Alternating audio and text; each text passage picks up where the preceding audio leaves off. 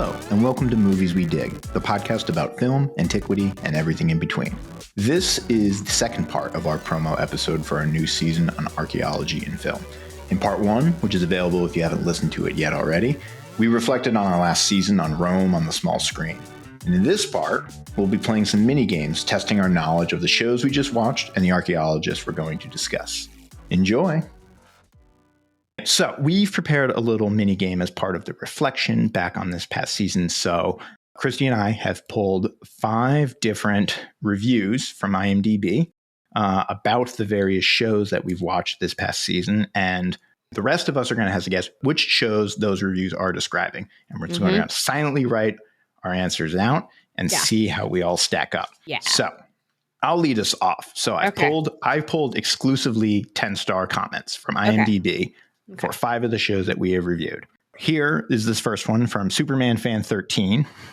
Blank is the prequel to the other 3 amazing seasons, and it's just as great as those 3. Most prequels don't usually live up to the original, but this absolutely does, as it ties into the original story perfectly. Anything I say won't do the saga justice, so I'll just say, go watch this incredible series. That was the softball one. Yeah. It totally is. Okay, I'm ready. I can't remember what the season was actually called. I just said this. I don't know. Okay, it's the Gannicus season, though. That is the Gannicus season. Yes, specifically, I was looking for Spartacus, Gods of the Arena, but yes, Gods of the Arena. Season 2, Spartacus, the Gannicus season. I can remember Blood and Sand for season 1 and Vengeance. Ready for another? That was Elijah and I both have a point. Yeah. All right, number 2. This is brought to you by Keely David from IMDb. If you like Vikings, The Last Kingdom, Nightfall, etc., you will love this great cinematography and storyline. Is that it? That's it. That's it. I almost thought of doing a few like that too. Okay, I have mine. And it's one of the Rome TV shows, right? One of the Rome TV shows. Can you say it one more time? If you like Vikings, The Last Kingdom, Nightfall, etc., you will love this great cinematography and storyline. I think there's a clue in here. Yeah, it definitely mostly it's because of something that I said during our episode. Yeah. I feel like I read this review, which is That's why fair. I think I know what it is. I think I'm going to get this wrong. All right, what do we got? I'm going to say Domina. I'm going to say Romulus. It is Romulus. That's a point for Eli. Okay. Yeah, I feel like I read that review somehow. Okay.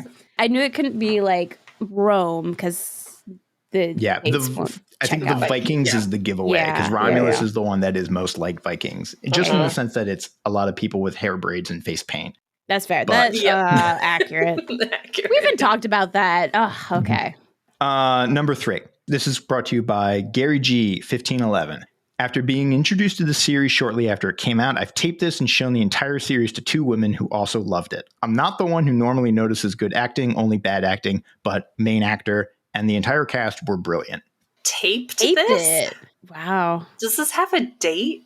It's got to be this one. The review, I want to say it's from like 2008, but that's not going to help you. It's not sort of contemporaneous with the show. Yeah, no, I think taping it really narrows your options. It really does.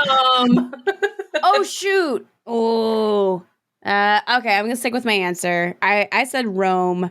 But now I Claudius. It is I Claudius. That's another point for Eli. I like this very specific information that this person showed it to 2 women. I don't know why that. I know. I was like, they showed the episode with Livia, right?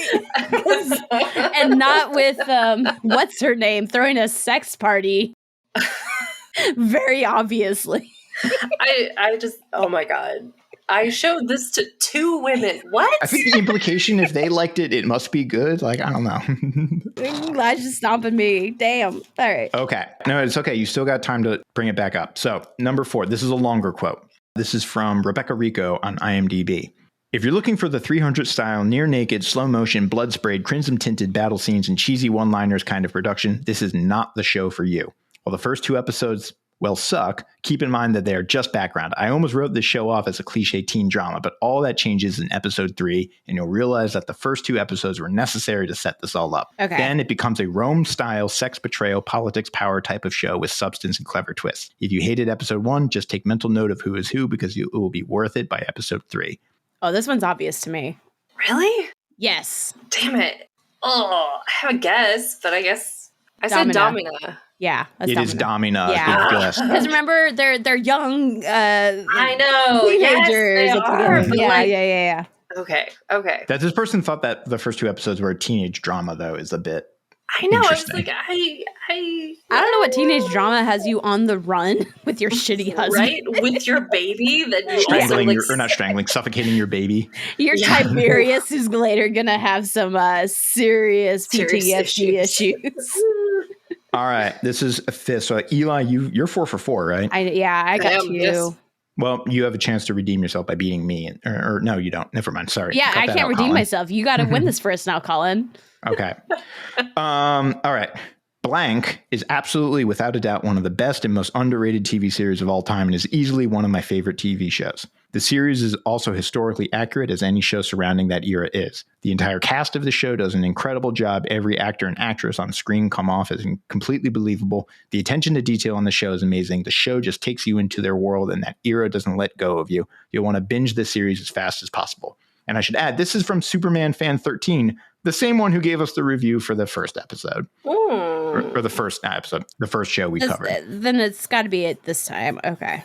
I hope. Okay, I think. All right, you ready? Yeah. Guess is up. Rome? I said Rome. It is Rome. Okay. Superman 13. Reviewing oh, man. both Rome. Just killing it. I am killing this. And Spartacus. Okay. All right. So that is Elijah is the one to beat. So now it's me and Elijah. Yes. Okay. So I went a different route, and I'm sorry, I do not have the writers' names. And I didn't go to IDMB. I went to Google because Google has some fun ones.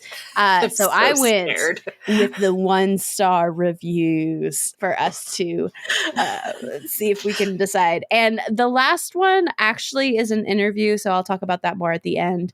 And it's not a Rome show. It is a movie we covered recently. So number 1, not very accurate. Acting means you portray the people of the time. Western Sydney accents weren't obvious during 1 AD. Very poor acting. I didn't know they had steroids in those times. Blank and blank lifted out of oblivion.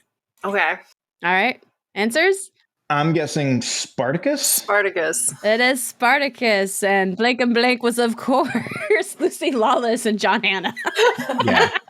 It was the Aussie accents. That was exactly same for me. It was like, okay. It was like, that's the only one where it has a lot of Australian and New Zealand actors, I think. Mm-hmm. Yep. All right. Number 2. Yes, it's highly inaccurate in a lot of regards, but that's to be expected. But the biggest flaw is the characterizations and story writing. All of the protagonists were generally dislikable. Julius Caesar alone was relatively vapid, hollow, and devoid of any creativity. The only redeeming character was Blank, though you only get him briefly in a very unsatisfying manner. The story planning is also poor. The first episode alone kept jumping between massive and large events across years. Whoa. Oh, I'm changing. I wrote down one answer, but I'm changing it. That's fair. Wait. I'm still thinking. Okay. Oh. I think there's a red herring in this one. I think there is too, but I can't pin it down. Oh, fuck. And I was afraid to say Julius Caesar's name, but I realized he's in a majority of these. So. No, it's true. And I think he's key to this review, to unlocking the code. I don't know. I think I'm wrong. All right, what do we got? I wrote down Rome, and then I crossed it out. Or I wrote down Domina, I crossed out, wrote Rome, and Colin did the opposite. Yep. Yes, I wrote down Rome, crossed it out, and put Domina. It is Domina. Oh, I crossed it out! Damn it! Damn! Oh. I wrote down Domina first, and I crossed it out.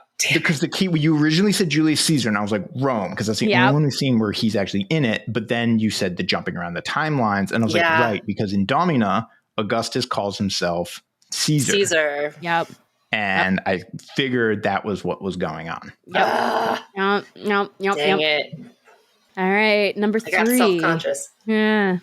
Sorry to sound a sour note, but I don't think that the historical Augustus was anything like Blank's over-the-top portrayal where he behaves like an emotional, overgrown schoolboy and putty in Livia's hands. The real Augustus not only emerged victorious from the Roman Civil War, but laid the foundations for a system of government that was to last well into the 3rd century AD. He was also a great patron of the arts, so really another and better actor would have been needed to do him justice. Okay. If this is about the show I think it is, I'm going to jump through the internet and find this person and do crimes.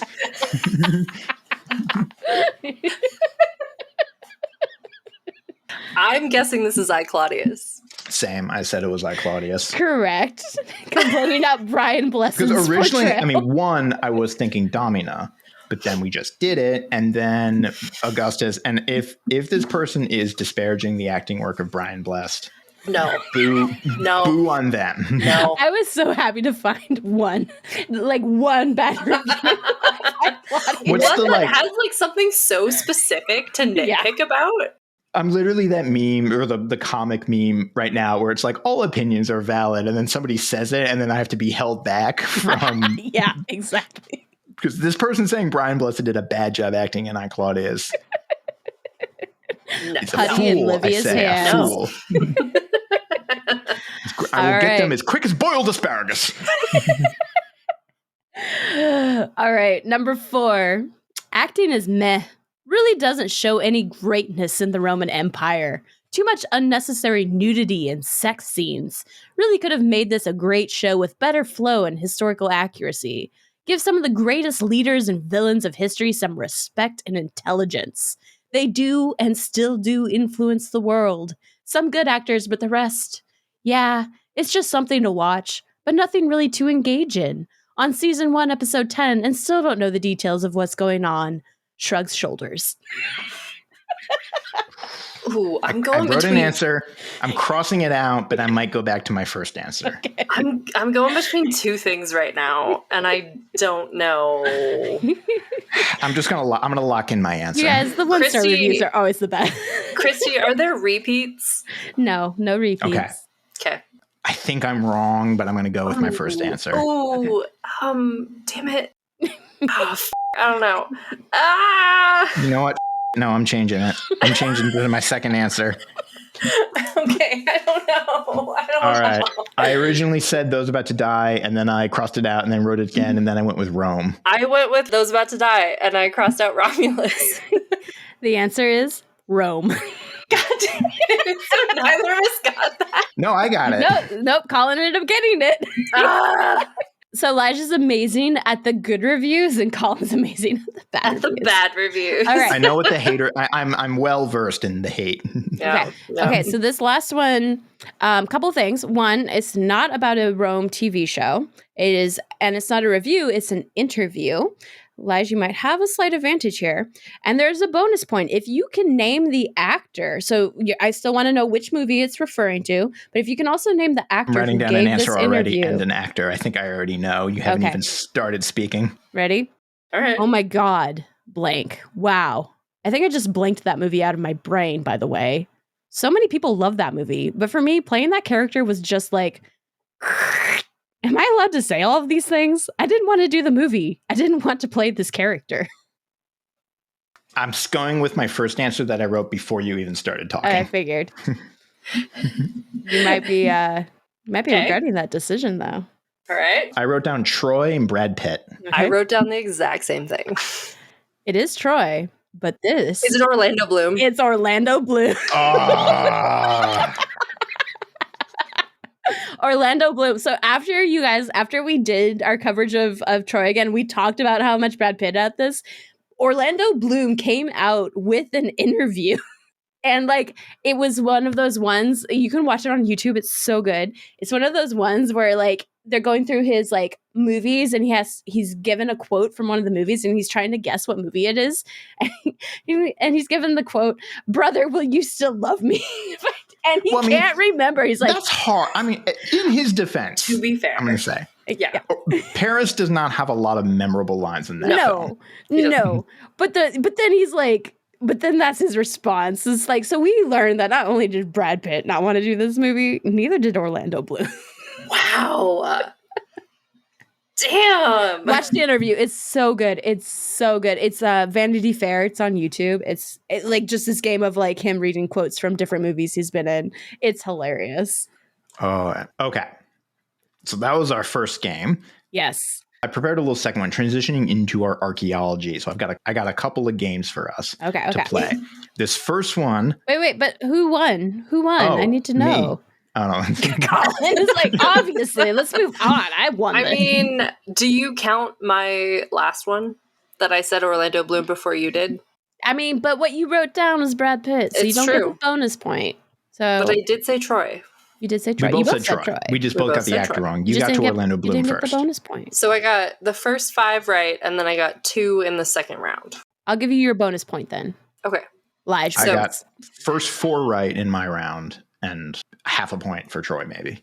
Well, you get 1 point. You just didn't get the bonus point. So. Oh, okay. Then I got 5 points. Then you are amazing, Colin. So I have 7 points. That's all I wanted. You can give Eli the victory. I just wanted to hear you say that. I sucked, so. So, for our next game, I'm calling this game Film Refitting. Oh, God. Where I have created a list of fictional archaeologists, objects that they were searching for, and the location they were searching for them in. I'm so excited. So I'm going to give you the lists, and you have to match the archaeologist to the object to the location. And for a bonus point, I'm going to be so good at this. The movie that it's from. Okay. All right. Oh, God. So, okay. Your archaeologists are, in alphabetical order by last name. Okay. Evelyn Carnahan, Laura Croft, Nathan Drake, Benjamin Gates, Henry Walton Jones, Shiera Sanders Hall, and River Song. The objects, also in alphabetical order, are Book of the Dead, El Dorado, Nth Metal, the Pandorica, Sankara Stones, Templar Treasure, and the Triangle. Capital T on Triangle. Okay. And the locations in question are Britain, Cambodia, Egypt again, India, the United States, and the South Pacific. Do you need me to repeat any of those? Yeah. Or can I just visually look at it? You can visually look at it. Okay, wait. Is it in that? Yeah, scroll down past the line that I said not to scroll down. For the contestants. Okay, that helps. Okay. Okay. And don't peek at the highlighted out parts. Mm-hmm. Or it ruins the game. It's like he's a dungeon master or something. Don't look behind the screen. Dun, dun, dun, dun. I don't know how to write down my answers. I'm writing down the name and then underneath it writing who does what.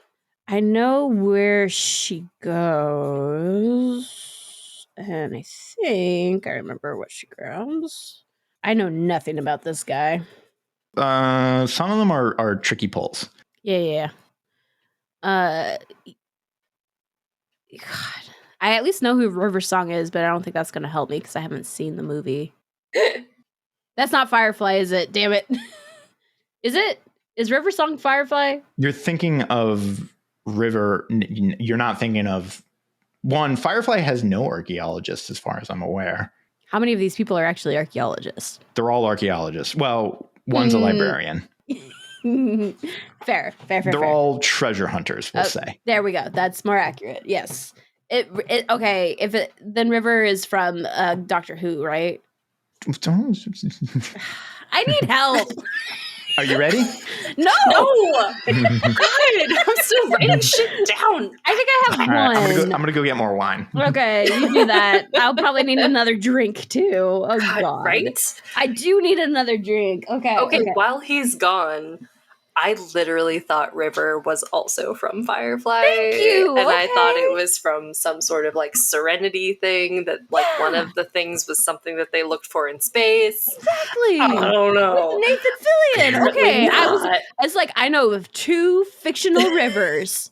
2. And one is from Firefly and the other is from Doctor Who, of which I've seen Firefly. I have not seen the other one. No, I have no idea. I have no idea who 2 of these things are, and it's fine. All right. Are you ready to... Why is there no Indiana Jones? I kind of know that one. Contraire. Oh, God. Okay. Who wants to share their answers first? I feel stupid. You're gonna be on your own for self-reporting and self-grading on this one. I feel like... Hold up. I've got 2. Altogether. Lay it on us. All right. Obviously, Evan Carnahan is Evie, who's looking for the Book of Dead in Egypt. Correct. Yes. That's also what I said.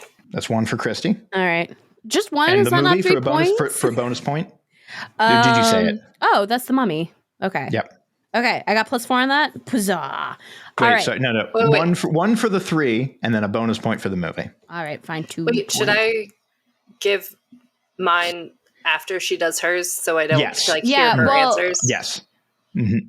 Yeah, Christy, tell me all your matches. Then we'll do, and then Eli, you just say where you're different. I literally just have honestly one more, and it is Lara Croft in Cambodia, and I was between 2. I think it's the triangle.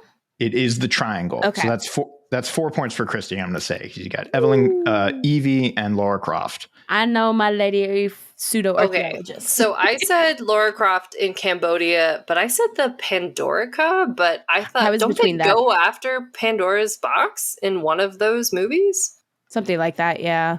She is after the triangle specific. She's after 2 halves of the triangle. One's in Cambodia and the other. Yes, and then this is the first movie. Well, in the second movie, they go. I think there is something Pandora's involved with Pandora in the second. Yeah, I'll give you a half point for that. Okay, I obviously didn't get a lot.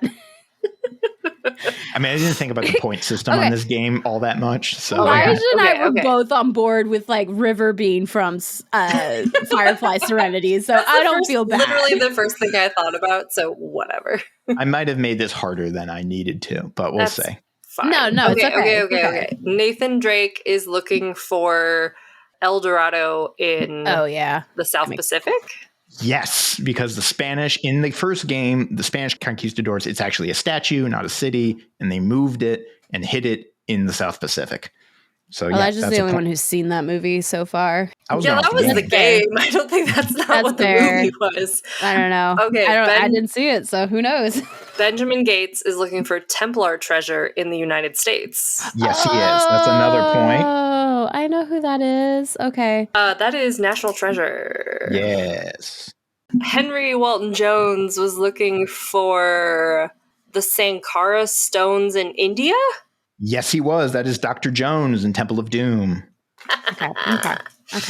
Yes. I have no idea who. This season is going to be a learning process for me, as all seasons really are. I have no idea who Shiera Sanders Hall is. Wait. Okay, Nth Metal. Sure, why not? Space. I don't know. You're close. Stargate, right? No, it's not Stargate, though. Okay. Are you ready for the answer key? Yeah. Okay. I'll start with the ones you got. Yes, Lara Croft is looking for the triangle in Cambodia. That's in Lara Croft Tomb Raider. Henry Walton Jones, which is Indiana Jones's full legal name. Yeah. He's looking for the Sankara stones in India. That's in the Temple of Doom. Benjamin Gates is looking for Templar treasure in the United States. It's in Boston. That's in National Treasure. Yep.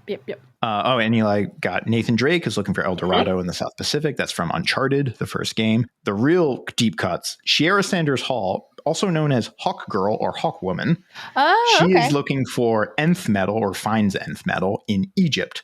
And I won't get into the whole very complicated history of Hawk Girl / Hawk Woman. You explaining Hawk Girl gave me enough. All right. Yeah. I feel back in my elemental slightly. Sometimes she's an archaeologist. Sometimes she's an alien. Sometimes she's both or getting reincarnated. Yeah. Anyways, She's in the ilk of like archaeologist gets cursed with superpower sort of a thing. She's like a reincarnated Egyptian princess in like the earliest versions. Naturally. And comes back as an archaeologist and then like discards Suicide Squad also had that premise going. It was just terribly executed. So correct. River Song, the real kind of there's probably fans screaming into the mic, which is because she's from Doctor Who. Okay, that was my second guess. I know of 2 rivers, fictional rivers. I'm not a Doctor Who person. She is an actual archaeologist, degree and all, but she's looking for the Pandorica in Britain. Okay, then. I think this is in the Matt Smith era. Okay. But you got something with the 10th. Is he the 8th? Oh, God, I don't know. I think he's the 10th. Okay. Yeah. Okay. I hope our listeners are not big Doctor Who fans. I'm sorry. I don't watch Doctor Who. I just live with someone who does. I'm sorry. I don't even do fandoms that I'm like franchises that I'm intimidated by. Oh yeah, 100%. I have seen Firefly. I do know that one. All right, contestants, are we ready for our next game? I think we all lost there. I think we should have our archaeology credentials revoked. I think I did pretty well. You did. I gave up way too fast. I got overwhelmed by names. Eli got like 3.5 out of the 7. Yeah, you totally did. Because I was not expecting anyone to get Hawkgirl, but I am a comic nerd sometimes, but is Hawkgirl DC or okay? But like not a good DC. Yeah, like low down on and like has a weird, complicated, like there's Hawkwoman, there's Hawkgirl. Sometimes they're different, sometimes they're the same. Technically, she's in the Justice League, but like she very rarely makes it into like the early 2000 shows. She's just an alien. That's just her thing. Yeah. Okay. All right. For this next game, which I'm tentatively calling, don't quote me on that, I have selected a series of quotes from fictional archaeologists, some of whom we've just talked about, or they are people adjacent to said archaeologist. They will have to tell me who said it. Players, are you ready? Yes. Here's our first quote. I'm going to start off, I think, with a nice down the middle drive. You and I are very much alike. Archaeology is our religion, yet we have both fallen from the pure faith. Our methods have not differed as much as you pretend. I am a shadowy reflection of you. It would take only a nudge to make you like me, to push you out of the light. Eli is smiling with the grin of someone who has got this. Okay. I don't know the name. Okay, here's my guess. It's an Indiana Jones villain? Yeah, Eli? It is. It's Belloc. It's Belloc, the evil French archaeologist from Raiders. Okay. I remember that. I remember his name very vividly. He also says something like, archaeology is not an exact science. And all of the archaeologists in my life screamed because we try so hard to make things exact and take measurements and, GPS coordinates and all of these crazy, crazy things to make sure we can be as exact as humanly possible. This is very true. Here he is going, archaeology is not an exact science. But I also get in trouble because I go like, but what if there's a woman doctor at Ganja Vecchio? And I was like, I don't have the proof, but why should we assume it was a man? I don't know. Fair enough. All right, our next quote.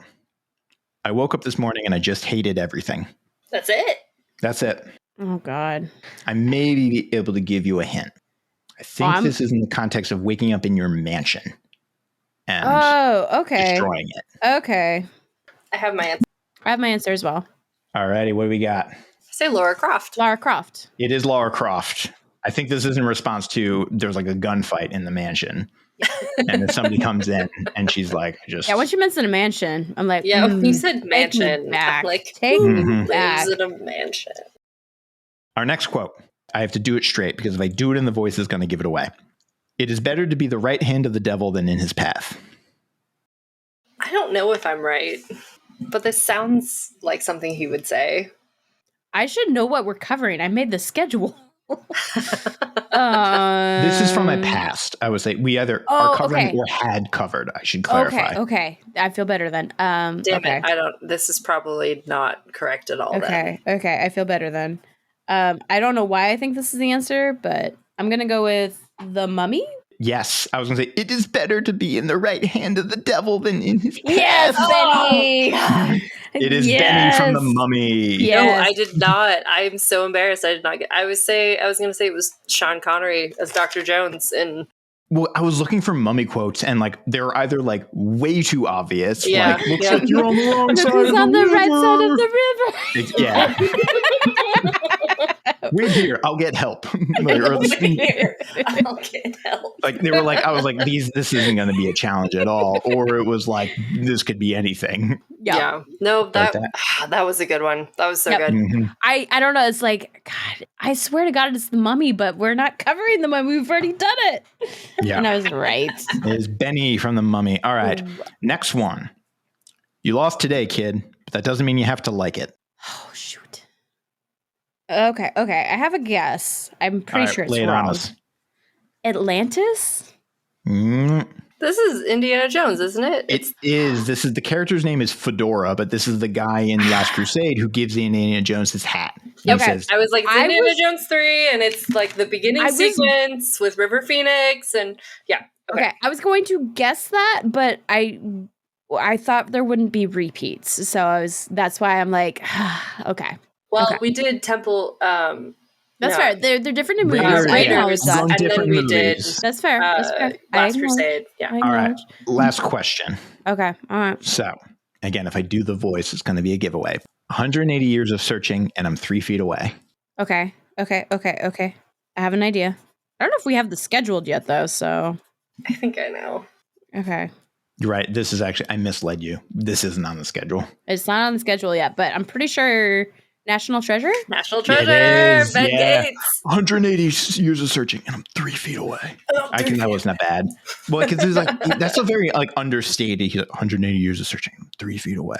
It's not like a full Nicolas Cage. Yeah. True. I'm a sexy cat. Yeah. It's not that. I did decent. Okay, I feel better.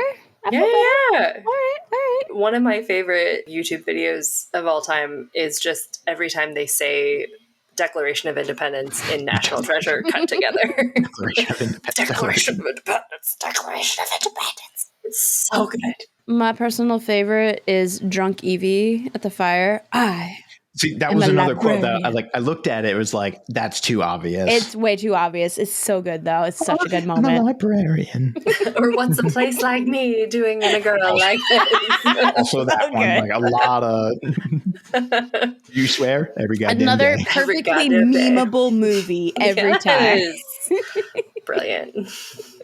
So that leads us, we're talking about, right? We are on our roster. We are talking about Lara Croft. The 2018 Tomb Raider movie. We're revisiting Indiana Jones and then jumping into the new one, Dial of Destiny. Stargate, Romancing the Stone. I don't know. Predictions, hopes, dreams, aspirations. We're also going to be seeing the Netflix series, Lara Croft. And to add on to that, we're not covering it yet, but also the same woman who does Fleabag, I forget her name. Phoebe Waller-Bridges. Yeah, she's making a new live action Lara Croft. So Lara Croft is in the zeitgeist right now, which makes me happy. And we'll get into why later, but because that goes to our last question of the evening. But I feel like I have the same sort of I don't know, cautious optimisms maybe about Lara Croft that I do about Indiana Jones, and that the movieization of everything just makes it a little bit more violent and I don't know, sensationalized. And have either of you played any of the Tomb Raider games? No.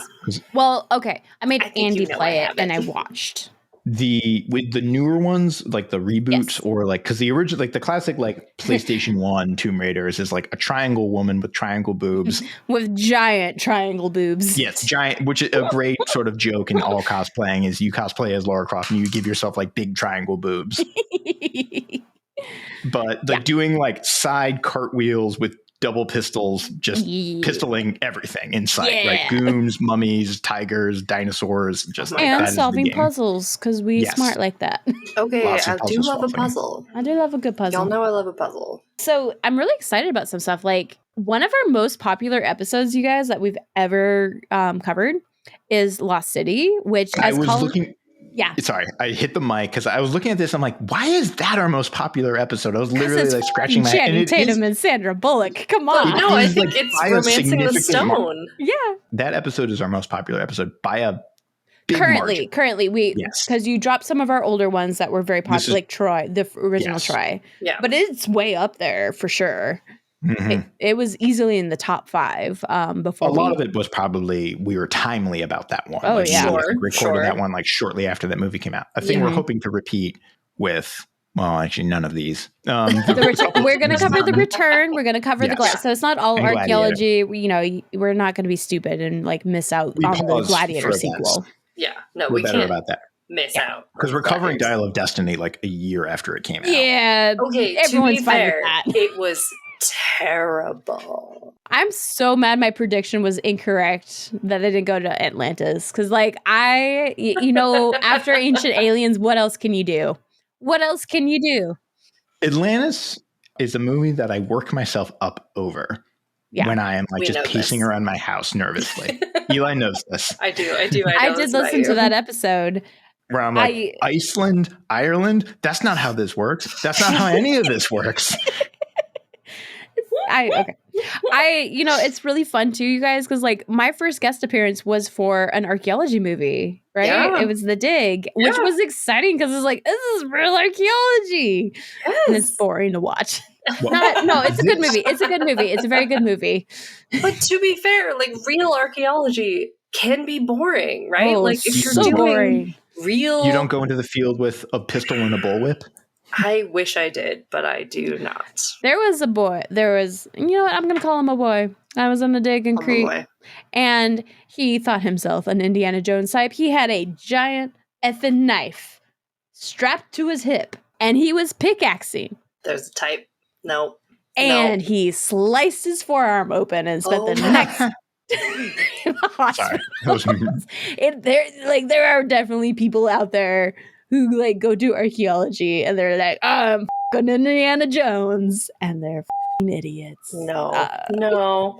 It's like the skill set that you need is not bullwhip. You need to be able to like drive a manual car. Like it's. Oh God, yes, manual driving a stick shift is a must-have as an archaeologist. You need to be able to drive stick. I don't care about your bullwhip skills, but can you drive stick? Can you match colors on a Munsell chart? Yes. Yeah. No, the skill set is a little bit different than I think the Laura Crofts and the Joneses would have you. But I think like the one thing that I personally take from archaeology that I think is really helpful for what we do on the show is the need to contextualize everything. Right? Like, that's why the British Museum pisses off archaeologists, right? Because so much of it was looted material with no context whatsoever. Right. I have literally found a lamp that is an exact match for one we found at Ganja Vecchio.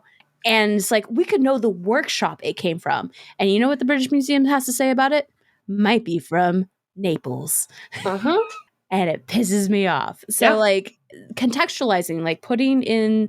understanding the historical moment in which things took place, understanding the context in which what was happening around it is really important to understanding the human story behind that object. Yeah. And like, some skills are silly. Like, you should know how to drive a stick shift, especially if you're doing archaeology abroad, but it's really helpful. I very poorly do, so it's fine. Haven't even tried. I drive a stick shift now. My car is a manual. It's like Colin is on top of this. I love it. I learned on a stick. I learned on a manual, and then when I bought a car, I was like, oh, it's really manual. You could learn stick shift, or you could find yourself a Nucho. Yes, our very beloved driver, 100%, and his dog. Yes. Yeah. See, Lige knows. I do know, yes. And that man got us to the airport real fast. Yeah, he did. Oh, man. That man. Amazing. Nucho, we love you. Nucho, we love you. Dog. It's a Nucho fan podcast now. Yeah. I literally had something to say, and now I cannot remember. Skills related to archaeology, contextualization, blah, blah, blah, blah. Oh, yeah. We were talking about Glenn, our first field director when we were little baby archaeologists in grad school. And I was an undergrad at this point. One of his things that he would say about the importance of archaeology and artifacts is he would say, location, location, location. And I remember at one point he started to say it and I like mouthed it along behind him. And people like laughed at me and were like, what are you doing? I'm like, location, location, location. It's like, I knew exactly what he was saying and where he was going. And he was an excellent archaeology professor because that is so, so important. Like the location of something in the ground, even if you're just troweling a tiny little, like, I don't know, even like a 4x4 or a 5x5, like anything, even in that small of a frame, location can be the difference between, making a believable argument and just sort of like, I don't know, they were all in this area. Yeah. So yeah, location is such a great. Yeah. And I think that's the moment I really liked about the dig too, is like, right, he's dug all over England. He knows the dirt. And like, it's so hard to explain until you've done it quite a few times, but like understanding the dirt, understanding like the feel of it, like I joked about Munsell charts, colors and stuff, but it's just like, it's really weird. We're obsessed with dirt. Everywhere you work is going to be so different. And so that's why like people who have worked in the same place for a really, really long time have such a great understanding of their dirt. They can see differences that maybe first time diggers can't really see. Like I worked in the Netherlands, and I worked with some folks who were digging through like sub-basements of World War II, like bombed out cellars. We were looking for Roman burials, and they, could see the tiniest little differences in dirt color that took forever for me to sort of be able to differentiate. And, they would have to be, we'd spray them with water to sort of kind of get them damp so you could kind of see it. But if the sun hit it, it would disappear entirely. And so like, there are folks who spend so much of their lives dedicated to one place that they have this in-depth knowledge. And that's, not even like professional archaeologists. Sometimes I feel like the dig that, we were talking about the movie briefly, just someone who's spent their entire life digging in one place knows the dirt so well. And it sounds sort of corny and weird to say. It sounds so stupid until you experience it. It feels like you're getting like heart of the cards. Right? And you're like, if I believe hard enough, I will draw Exodia. I know. But like, it's I don't know, it means something, and like being able to recognize that. And I also think it matters in a lot of other archaeological materials as well. Like if you work in ceramics in a certain area, you recognize exactly the type of ceramics that you're working with. You know the exact kind of small little differences between different types of wares. Similarly with like bioarchaeological material, stuff that I work with some of my colleagues, is like some of our populations, like we have populations that have wider hips than some of the other populations. It's just like, well, this population has a little bit wider of a hip, and we just have to kind of take that into consideration when we look at between male and female differentiations. So yeah, I think archaeologists' in-depth knowledge about the place that they work is so important and cannot be overstated. So if you're going to watch this on YouTube, you will see the face Colin is making versus me and Elijah like, yes. I totally get what you're saying. Colin's just like, what the fuck, y'all? Okay, no. Wait. Colin, when you went to the ASCSA in the summer, you sat down and you sorted pottery, and you said that I may have missed my true calling in life. Yes. Which might be maybe I like need to go see, like, do I need to see a therapist about this? Because like I was most happy just being put in a basement with a room full of potsherds and just being like, make the joins. And I was like, boom, boom, boom, boom, boom. It was like my Rain Man moment. He loves a puzzle. That's going to be our big thing this season, right? When we're looking at archaeology in Hollywood on the big screen, it is not archaeology. It is just not. It is exciting. It is puzzles. It is treasure. And when Elijah's talking about all the things, I'm like, yes, girl, keep preach. Like, oh, so good. And everyone else is like eyes glazed over. It's not going to try. And like, it kind of makes me think too of when people ask me, it's like, what are the coolest things you found on a dig? And like, I've found cool things that people would think were cool, but like what? Yeah. The lamps are the really lamps. Cool. I love the lamps. I love the sexy lamps. They're so good.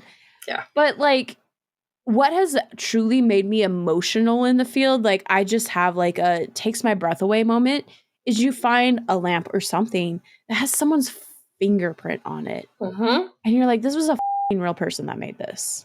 And it's still here 1,000 years later. Holy cow. And like, I'll never know that person's name. They're not going to be in the history text, so they're not going to be in these great, amazing shows that we watch today. but they were real. They were there and they made this. And I found it.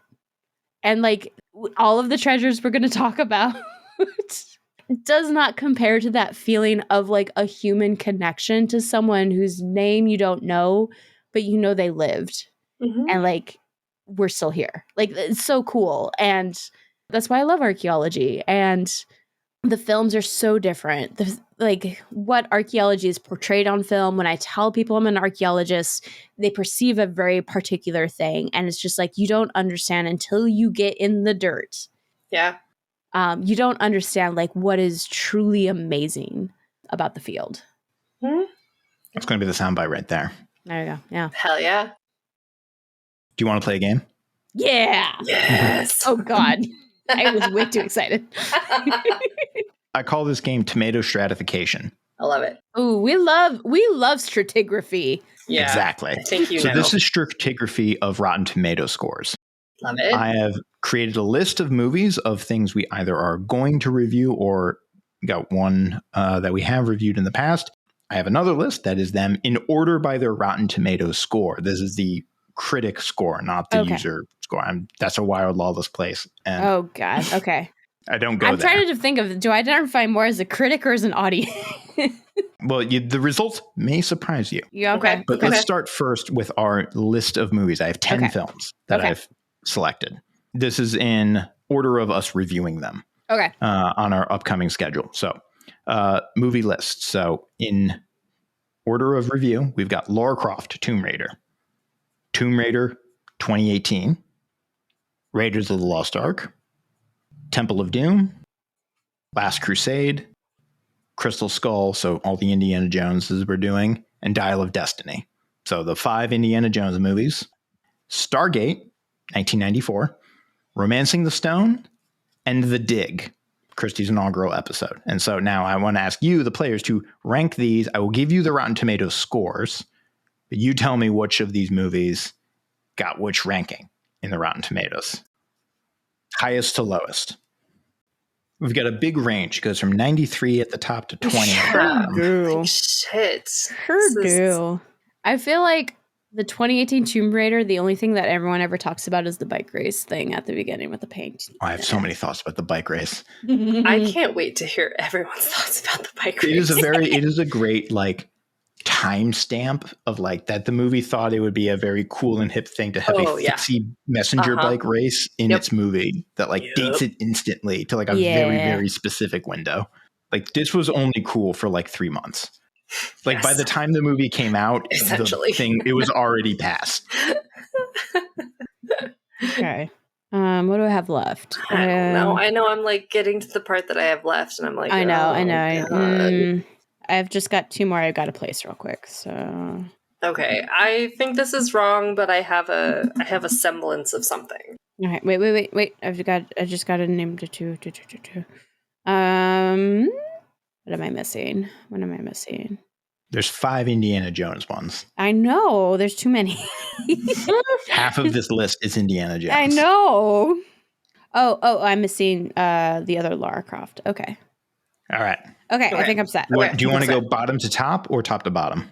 Bottom to top. Bottom to top all feels right. Let's do the bottom. So coming in at 20%, what do we think is got a 20% score in Rotten Tomatoes? Dial of Destiny. Crystal Skull. It is Lara Croft Tomb Raider. Oh. Okay. Is that the... Damn. That's the first one. Oh, God. Okay. First Angelina Jolie. 20, a nice, not cool good. That's 20%. not good. That's not good. All right. Okay. They're number 10. wrong, but all right. And number 9 with a cool 52%. Who do we think that is? I have the 2018 Temple Tomb Raider. of Doom. It is the 2018 Tomb Raider. Oh. Point on the board. Boom. Yes, 52%, 30% higher than. I agree with Christian. I think people are being so unfair to Angelina Jolie, but yeah, so fine. Inching in just above it at 53%. What do we think? Dial of Destiny. That's where I got Dial of Destiny. I have Crystal Skull. It's Stargate. Oh, really? No way! Oh, I'm Which so I would contend as rude. What? I did not expect that. All right. It's starting to sort of squinch together because number 7 is at 70%. What do we think that is? Last Crusade? I said the 2018 Tomb Raiders. So okay. I've got This is Crusade. Dial of Destiny. Dial of Destiny is at 70%. Okay. Number 6 at 77%. That's where I had the original Lara Croft, so I've got that one wrong. I also had Lara Croft. Okay. This is Crystal Skull. Oh, that's wrong. so disappointing. Wrong. Crystal Skull has a 77% on Rotten Tomatoes. Wrong. Which feels too high. I agree. Way too high. Tied with that, I guess I should technically say these are both tied for number 5, also at 77%. Romancing the Stone? This is where I put Stargate, actually. This is Temple of Doom. Temple of Doom is also sitting at 70. Temple of Doom is tied. I had that with at number Skull. 4. That's where I had number 4. Oh my God. Temple of Doom is not without its problems, but I would argue it is a better movie than Crystal Skull. Yes. 100%. Yeah. Ugh. All right. We're in the top 4 now. We're getting into the certified fresh territory. Well, that's where I had Temple. 84%. What do we think? You said Temple. I said Temple, but now I'm going to put Romancing the Stone there. This is Last Crusade. Oh my God. Okay. Wow. Okay. I honestly haven't seen Romancing the Stone, but apparently it is beloved at this point. It was higher than I thought it was going to be. Okay. All right. It actually is our number 3 at 86%. Romancing the Stone. Okay, that's where I had Raiders. I had Raiders. Okay. Which brings us to our top 2 spots. 88%. What do you think? I had The Dig at number 2. I had The Dig at number 2 as well. You are both correct. The Dig is coming in at number 2 at 88%. All right. Hell yeah. Which leaves the number 1 spot at a 93% certified fresh. That's where I had Stargate. I thought Stargate would be high, but you put Stargate above Raiders? I haven't seen Stargate. I just assume sci-fi people are nuts. So Raiders. It is Raiders of the Lost Ark. The only one of this list to clear 90. I want to know what's up with the 7% that don't like Raiders, but that's fair. I don't care. At least 93. Okay, I think Elijah and I tied with 2 on that. Yeah, we got 2. We'll call it a draw then. I think the tiebreaker is like getting the top one correct, so I will give it to Elijah. I bow to Elijah's knowledge on there. Elijah's just killing it tonight. What can I say? I'm doing a real good job. I'm really feeling it. You did not do great with negative reviews, but no, I didn't. They're just fun for me to read at this point. Let's just not think about that one. That's just where I live. I live in the messed up comment sections. Excellent work, Colin. Way too much time in subreddits, where I'm like, wait, is this like a hate subreddit? Like, is this people shitting on this thing? It's fun, especially like all of their like, this doesn't depict the Roman Empire and its mighty greatness. I love it. Like, I mean, and then you get the next step is you get into the circle jerk subreddits where they're just making fun of like bad takes or just like what I can just come like, what's the worst possible take I can come up with for this thing? Yeah, no, oh my God. Anyways, I guess we'll close out. We're coming in. Yeah. My excellent God. games, Colin. Excellent work. So good. So good. Thank you guys so much. Yeah, it was very fun. So much fun. We're going to close, I think, with our final question, which is primarily directed at the 2 actual archaeologists here. But the first, I want to hear your response first, though, Colin. I don't know if I have a good answer to this, but who was the first archaeologist that left an impression on you? Because I think I know what the answers are. You probably do. You probably know. You're definitely Evie from The Mummy, Christy. Ooh. I do love her. I disagree. Oh, you are wrong. You're Laura Croft. Yeah, she's Laura Croft. Yeah. Okay. And of course, Elijah's Indiana Jones. Yes, this is true. Yes. Yes. But Colin, what do you think? What got to you? What like archaeologist speaks to you? I mean, which one speaks to me? What speaks to you? James Spader in Stargate, but there you go. There's a very small scene in the very beginning of that movie that I felt like this is academia and philology, where he comes in and he looks at somebody's translation of these hieroglyphics, and then he basically is like, he just shits all over their translation. And it's like, this is wrong. And like, here's why you translated this as this. And it's like, this is some pedestrian translation. And I'm like, oh, there's some, not that we do that or I do that necessarily in academia, but there is a bit of like, yeah. an idiot. I remember, if I could digress, the first day that I met Colin at grad school was the day that we had to take our language exams coming into just grad school to like place us in classes. It was a Greek and Latin exam, and we all sort of stepped out of it. And the first thing I feel like that I ever heard Colin say was, "You asked me to show you what I wrote on this translation exam or put a hammer to my head and like hit myself, I would hammer my brain rather than show you what I just wrote and translated." To elaborate on that story too, because we got these passages that were like very, for any, deep in academia classes, this would be like, these are classics. And one of them, the one that really like threw me through a loop, there's a passage of Plato where he talks about the philosopher being the doctor of the soul. And this word iatros, the Greek word for doctor, comes up again and again and again. And I just blanked, or I didn't remember, or maybe I never knew, but the word iatros for doctor. And I was like, the iatros, like the iatros, iatrophos. And it's like every word in this passage is like, this guy is this guy. And like, there was like just a key element missing.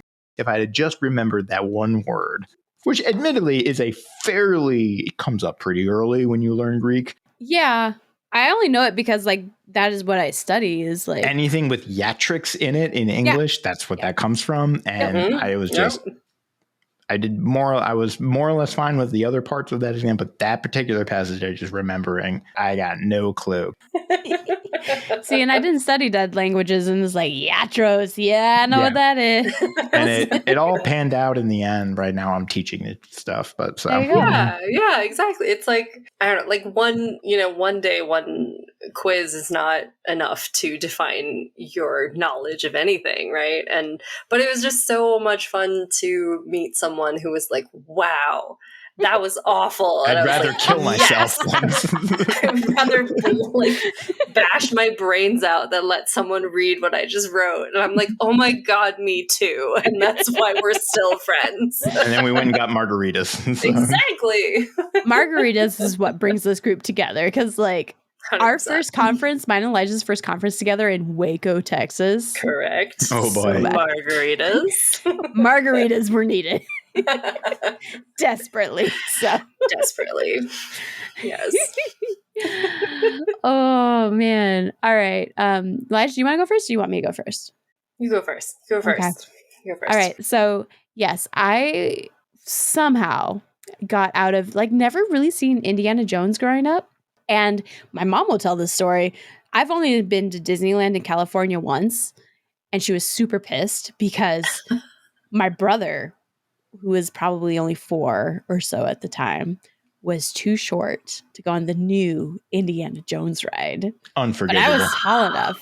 So my mom got stuck watching my brother on the Dumbo ride. And I got to go on the Indiana Jones ride, and I don't even remember. And she's still bitter. And like that is all I, as a small child, remember about Indiana Jones. So for me, Lara Croft was the big one. And it's really weird how I got into it, because this would have been much later. This would have been like middle school age for me.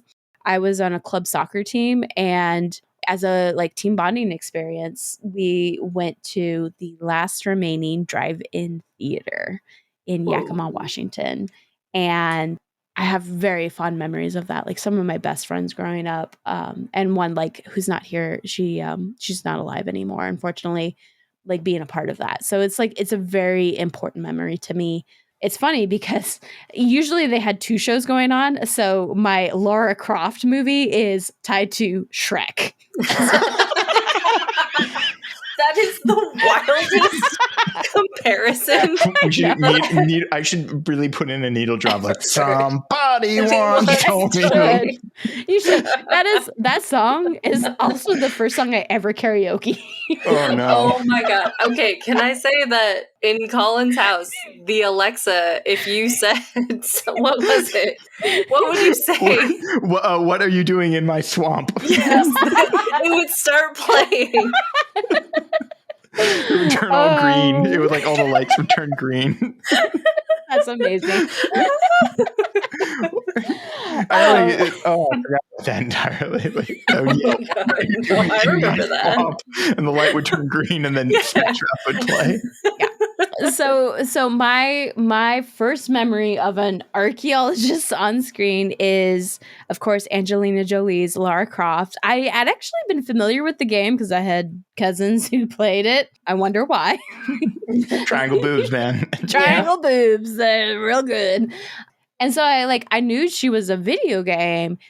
And like Angelina Jolie, like that's when I first fell in love with her as like an actress too. And her as Lara Croft was just like, she's like, I just remember her being my like first adult badass woman. And like that's always stuck with me. And it was almost to the point of like I refuse to acknowledge Indiana Jones as an archaeologist because Lara Croft is my girl, and she's not even really an archaeologist. She's a tomb raider. Like it's in the title. In the name. Yeah, it's really in the name. But like kind of funny because like the touchstone for most people with archaeology is Indiana Jones. And I have gone on flights. I have watched people hit on girls who are going to a dig being like, oh, you're gonna be Indiana Jones, where's your whip? Like it's gross sometimes. It's so gross. Of like the association. And so I've always very strongly resonated with Lara Croft as just a badass, right? Like the dual pistols, puzzle solving. The only game I've seen in its entirety is the one that came out with kind of the new reimagining of Lara Croft. And like, you've got quick time death events happening, and the reluctant survivor, it's really cool. And that's always just resonated so much more with me than Indiana Jones ever did or could at this point. So that's my archaeologist. But you're right. Evie is like, she's like, if I was going to pick a real archaeologist, it's Evie. But like in terms of made an impression was Lara Croft. So yeah. No, and I am the other side of that coin, I guess. Mm-hmm. Indiana Jones was my first archaeologist, was the one that made one of the bigger impressions on me as a younger person. And I remember my mom showed me Raiders of the Lost Ark as a very young person. I don't know how old I was, but like my mom grew up in Southern California, so she like had gone to a bunch of like movies as a young person. She like saw Raiders in theaters, and she told me like, I remember that beginning sequence with the boulder like coming down out of the cave as like one of the most exciting things I've ever seen. And like she also introduced me to like Star Wars, and so like I like trusted my mom's recommendations so much in this area, and watching Raiders for the first time, I was like, whoa, like this is so exciting and cool and different. And I desperately wanted to be cool and different, like as a young person. I feel like as so many like, young middle school people like want to be. Mm-hmm. And so I think, Indiana Jones was definitely that person for me, and sort of opening up that aspect of like learning new languages, learning history, thinking about art and artifacts. And that definitely opened up that world. And I wasn't like a big Egyptian person as a young person, but I really liked the old shit, right? And it was it was that kind of like almost exclusive club, I want to say, of like the people who studied the old stuff, and like even into Temple of Doom and Crusaders, it's like this exclusive, his classroom, the people who go on the adventures, and I like so desperately wanted to be a part of that. And I think that there is that elitism that comes into archaeology that is often not available to most of the kind of coolness factor, right? Yeah. We talked about this with Kirakuni, I think, right? Of like the sexy suave of like going into these spaces and like having familiarity with. Absolutely. Yeah. That was a big deal for me. I think I wanted so desperately to be that person and to be in those cool places. And it was such a privilege to be able to step into those places. And I think about now about how like all of the luck. I know we were talking about, just like luck that like happened to get us into the places that we are. All of the things that I was in the right place at the right time to get to do the things that I have done. And I think that I wish that there were so many more opportunities for people to feel like they can be in that club, in that exclusive. That's what I was going to say, Lige. Like, I know I've had like so many experiences when I've told people it's like, I'm an archaeologist, I do archaeology. And they're like, I so imagined myself of that as a kid and didn't realize it was a real thing I could do. So like my message to people is like, if you have ever thought like you could do something like that, and as Lige and I have pointed out, it's not finding treasure, but it is still a very rewarding experience. Biden's infrastructure bill that passed is going to require a huge slew of CRM archaeologists in the country. So like if that is something that you have thought about or are interested in, it is worth pursuing here in the United States. I would say don't go for teaching it. Yeah, that's rough work sometimes. But like if you want to get in the dirt and do the work, I feel like most CRM jobs only require a bachelor's, maybe a master's, if you want to get a little more money. But maybe a field school. But like even just the experience is there. Yeah, do it. Like it's out there. Look for volunteer opportunities because those are becoming more and more available. My very first dig was a mammoth dig that was local to where I grew up. And that, I had just studied abroad in Greece. And I'm like, this seems really cool. Will I like digging in dirt? And so I just did it. And I'm like, yeah, I like digging in dirt. And so I think we're both really excited for the season because it's going to talk about like all of the things that made us fall in love with the idea of being archaeology, but I think we're going to be very critical because it's like, but this isn't what archaeology is. It's like, it's what got us to the field, but like once you're in the field, it's so different, but it's so rewarding once you're there for different reasons. There's also like what profession is accurately portrayed in the media, right? It's like every part of anyone's job involves a little bit of drudgery. Like there's nothing that is 100% exciting 100% of the time. At least I don't think there is. I mean, but the dig they had to make like, we needed to make like a thriller moment. He gets nearly buried alive in dirt. I'm like, that's about as thrilling as it gets most of the time. I mean, to be fair, you have the threat of like World War II. There's also that. Maybe the mafia shows up to make sure you're finding the right dead bodies. Is like pretty terrifying. Well, that just feels that's like a regulation. That's like I want to say not OSHA, but whatever the archaeological equivalent of OSHA is of like you don't have unsupported walls of dirt. That is definitely a thing in the United States and is becoming more and more a thing in European countries. You don't have donkeys that fall into your bed. No, there's none of that. Oh dear. No, I feel like I talked about this on our podcast with the dig, but like I had a wall collapse like on my legs and like I remember that happening, and it was one of those things that I was like, I'm fine, it's fine. And the realization sort of came later that like, oh, that could have actually been pretty bad. Yeah. And so I think that happens in a lot of different professions where you're like, oh, I have narrowly escaped something that could have been terrible. Say hi to Gooey. Gooey. Hi, Gooey. Oh, look at the Gooey. She rarely makes an appearance, so. I was going to say, I don't know this one. Yeah, she's a bit shyer, so.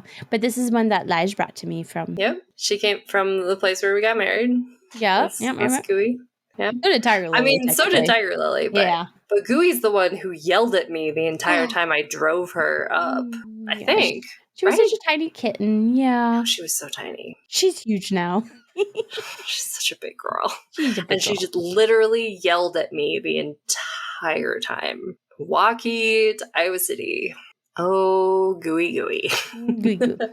Your brothers and sisters are still there. Mm-hmm. Yeah, we call her and Tiger Lily sisters. I'm sure there's somewhat blood related. I bet they're like cousins. Probably, yeah. You know? We're on cats now, so This is our cat podcast. Yeah, it's a cat podcast. We got everything, you guys. We do anime, we do cats, we do archaeology, we do ancient film. We gotta wind out because we're spiraling. I know, we're tired. Absolutely spiraling. Oh my god. Yeah. We've had a few drinks. It was so much fun. I'm excited for this season. We're gonna cover a lot of fun things. So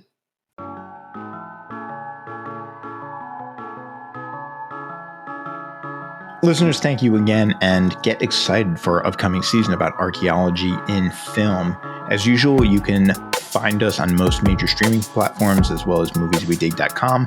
Follow us on social media at some variation of @digmovies or movieswedig, and we will come back to you very soon. Bye.